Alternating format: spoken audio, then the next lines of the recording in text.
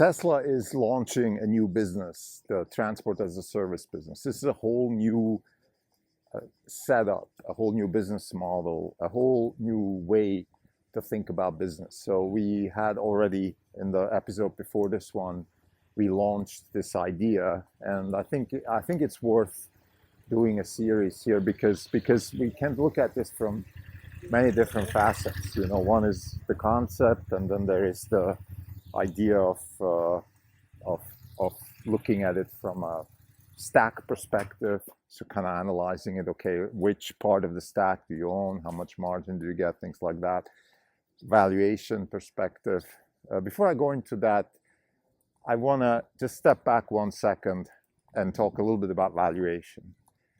And this hopefully is the main topic of this episode.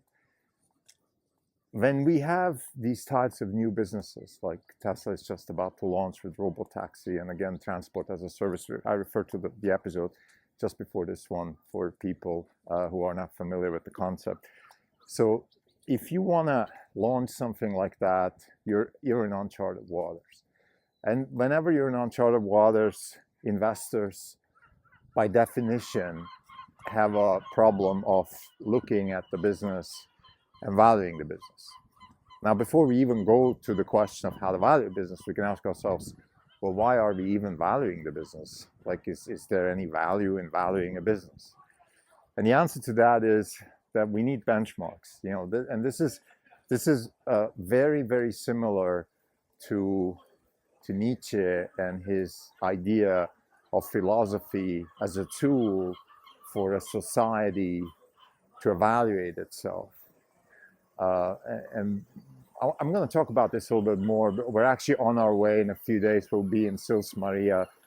I'm reading Nietzsche right now, and I'm going to talk about this a little bit more, but I just want to use it here because I like these types of connections, and I think it's a good example of how something like philosophy can be incredibly useful for investing. Like, there is no absolute, let's talk about Nietzsche for a second. So there's no absolute philosophy. There's no one thing. There's no one question. What Nietzsche said is, or what his thought process evoked, is that the real value added of a philosopher comes down to asking the right questions. And those questions are right in a sense that they relate to his time and the problems that he or she is facing at the moment when these questions are formulated. So this is very Darwinian. Like, we ask the right questions for the right time. We define the time through the questions. We solve some of the problems because we were able to ask the right questions. This also gives clear, definite utility to philosophy for all those who wonder what's the use of it and so on and so forth. There is definitely a utility, and that is we need to understand how to evaluate ourselves, how to ask the right questions in order to pursue and develop social norms, technologies, economic norms, all of that stuff.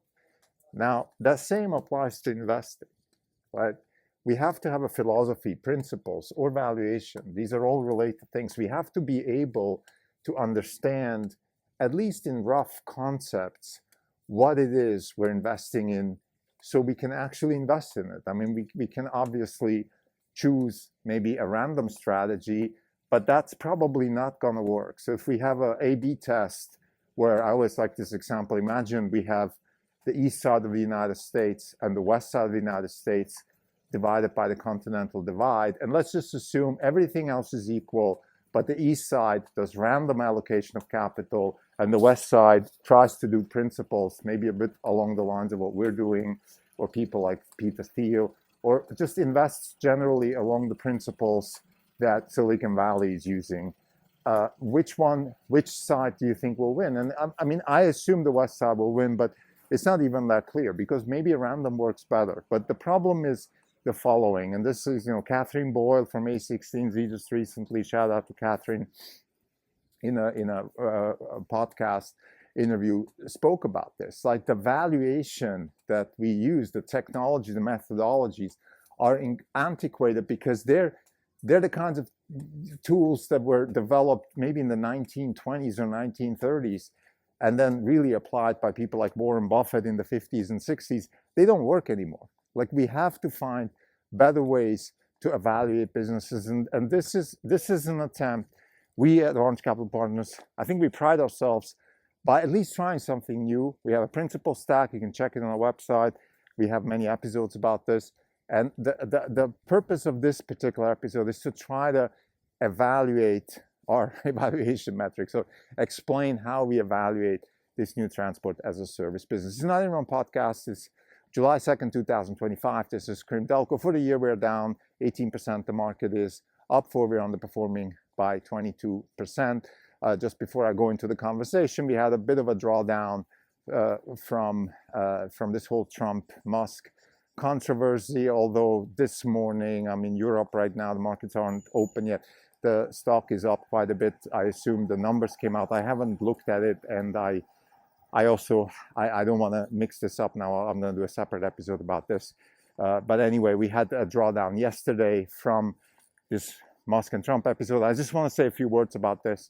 I think what Trump is doing is incredibly irresponsible in many ways. First, he's losing Musk and the whole of Silicon Valley with Musk, and that's very, very bad for him, for the Republicans. They're really, really fumbling here big time, just to please a constituency which is dying, which is oil and gas and coal and things like that, and the auto industry. It's horrible because there is no future in those industries, and just to keep them alive, to win a few votes, is not the right strategy. They ran on the premise of draining the swamp, and now they're doing the exact opposite. Spending too much money, raising the deficits is the single most important risk the United States is facing, and Donald Trump is not doing anything about it. In fact, he's making it worse, and that is a big fumble on his side. Very disappointed. We were supporters of Trump. We realized that was wrong. Maybe he's still better than Kamala Harris. Is doing a great job with immigration, so there's not everything is bad. We also like what J.D. Vance has been doing, particularly with Europe and the Ukraine. But even there, if you think about it, other than speeches, nothing concrete has happened. The Ukraine war is still going on, and we also have a new war now. We started with Iran. So all those promises, we're not going to do what the neocons were doing. We're going to, mind our own business. None of that has been fulfilled, and even worse, the deficits are growing. The debt ceiling has been raised. So everything is going the wrong way as far as that's concerned. And that's why Musk, rightly so, is upset. I think he has the majority of Americans on his side. Whether that's enough to start a party, whether that's enough to change the political course of the United States, I don't know. It's unfortunate. That's all I can say. I have a son. Hopefully, I'll have more kids in the future. And when that, as a parent, I am mostly concerned about leaving this place for the next generation in a better condition, giving our offsprings better opportunities. And we're doing a lot on that front. Particularly Musk is doing a lot. We have very good universities. We have lots of people who do incredible good work. But if we just squander everything with government overspending, then that is really bad. So this is all I want to say about this. Now let's talk about transport as a service. When it comes to evaluating businesses, when it comes to the art of evaluating particularly new venture type businesses, I think the Bible here, or the go-to place, is Peter Thiel, 0 to 1, and some of his other comments about this particular topic. I think it's the best we have right now. I think 0 to 1 is the most important business book ever written, maybe next to The Innovator's Dilemma. But anyway, I think that's why we want to lean on this. So, and again, to paraphrase Catherine Boyle, using the spreadsheet methodology that, let's say investment banks are using and sort of business schools are teaching, it's not useful for investing in or evaluating whole new business models. It might be useful to evaluate something like a General Mills or a Coca-Cola or a Nestle, an incremental company that is able to basically grow through pricing and margin expansion and things like that. But these types of businesses that absolutely come from nowhere, disrupt a whole industry, and then generate value. So I'm thinking of AWS, I'm thinking of iPhone, I'm thinking of Walt Disney, I'm thinking of Henry Ford, I'm thinking of Edison, those types of businesses, Netflix. You can't use those spreadsheet type methodologies. So what can you use? And I think Thiel looks at it from a social value perspective, social value not being any kind of woke, aphorism or anything like that. It just means that how much value are we adding to society, call that P, and how much of that can we capture Q. And P over Q has to be more than 10 times. We spoke about this many times. So first, it has to be more than 10 times, right? So in other words, you have to be able to create at least 10 times more value than you're capturing. But that's in most cases not the problem. The problem is a lot of businesses create a lot of value, but they're not able to capture any of that. So a business that is able to create a lot of value for society and at the same time also captures a good chunk of that, that is a business you want to invest in. And I think Elon Musk is the grandmaster of that. He's not the only one. Bezos has done a great job at that, and iPhone and Steve Jobs and even Apple today are doing a good job. So there's definitely precedence here. But Musk is the best. Why is Musk the best? Because he creates these data gathering machines. And that is really what Tesla is right now. It's a data gathering machine to train the operating system for transport as a service. What do I mean with that? Well, we have the launch of robotaxi, and in order to even start thinking about an operating system for transport as a service, you need to have the hardware in place. You need to have cars that drive by themselves. We have that. So the AI and the cars and and all the operating system within the cars and all of these things have to be in place. It took about maybe 10 years to build that. We have it now, but this is just the beginning. But the next phase is to build. There's two big phases that, in my opinion, Tesla now needs to innovate along the data/AI line. One is build an algorithm that allocates cars in order to reduce the wait time to maybe 30 to 60 seconds. I think the wait time for a robotaxi should be roughly the time it takes to get in and out of a car in obviously a nice way. We're not talking about Ryanair here or something like that. We're talking about civilized ways of dealing with passengers. So in order to achieve that, we need an internet-style network management. And if you actually, this analogy, I like this analogy a lot. So robotaxi is very similar to, let's say, communication networks such as the internet or even Starlink, if you will. It has very similar perspectives because one is you massively oversupply, not oversupply, you massively supply the market with individual nodes. In the case of robotaxi, it would be the robotaxis. And then you manage the network in such a way that the customer doesn't have any friction. So you get in and you go from A to B at the best, most convenient time, lowest price, and also obviously safe. All of these things can be managed algorithmically much better than the status quo, but even better than something like a Waymo or an Uber, because both of these companies are solving fractions of that problem, but not the whole problem. The whole algorithmic problem of dealing with traffic as a service can be solved only by a fully integrated stack like Tesla's.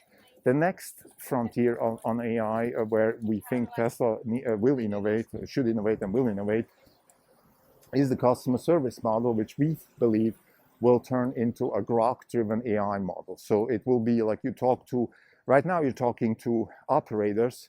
In the future, you'll talk to a Grok. But in order to have Grok as a customer service representative, you need to train Grok. And that's exactly what Tesla is doing as we speak and will continue doing. How long will this all take? Probably 2 years. But once we have this machine in place, you have an internet-style traffic management. So let's say you go from, let's say in Las Vegas, you go from the New York hotel to the Venetian. The way the Tesla network looks at that is similar to the internet.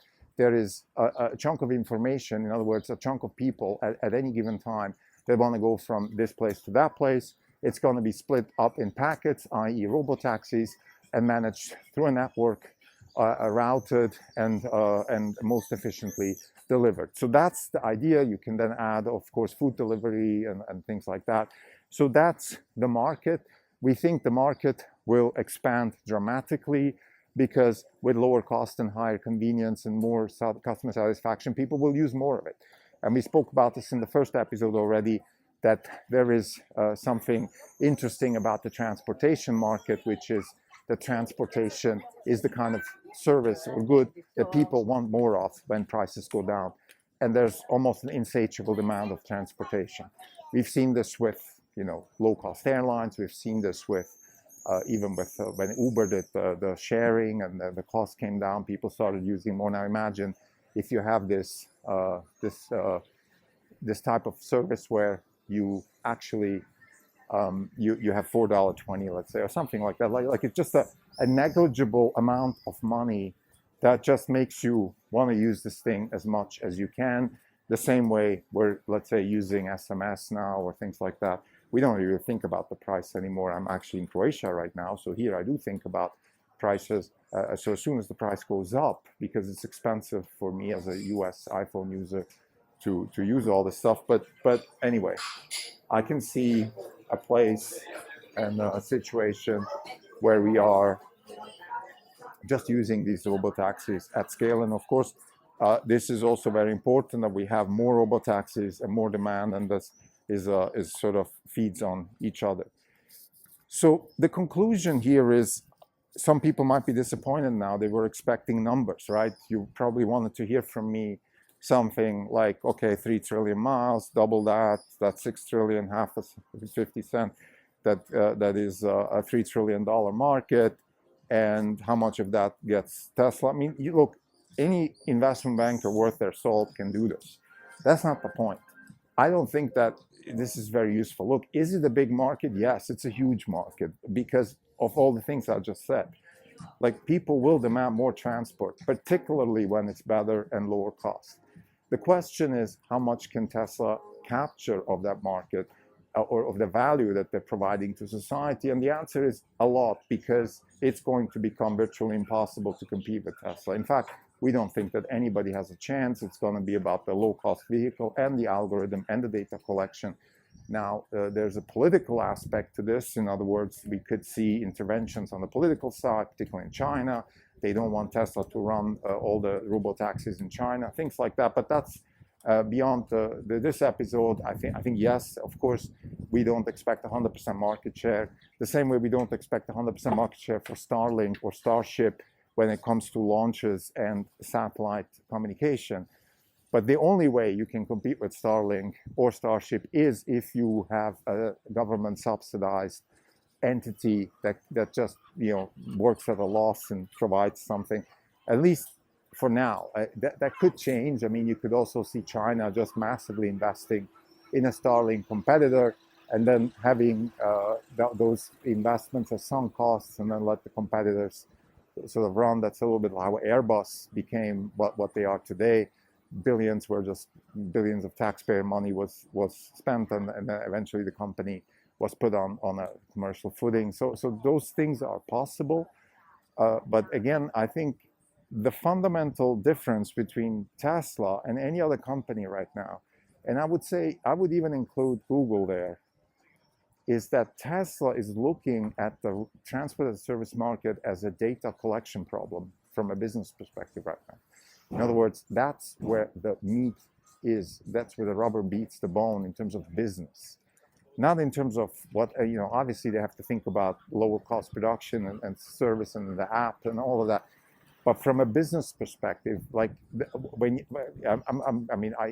guessing here, I don't have inside information, but if I had a meeting with Elon Musk, that's what we would be talking about in terms of business.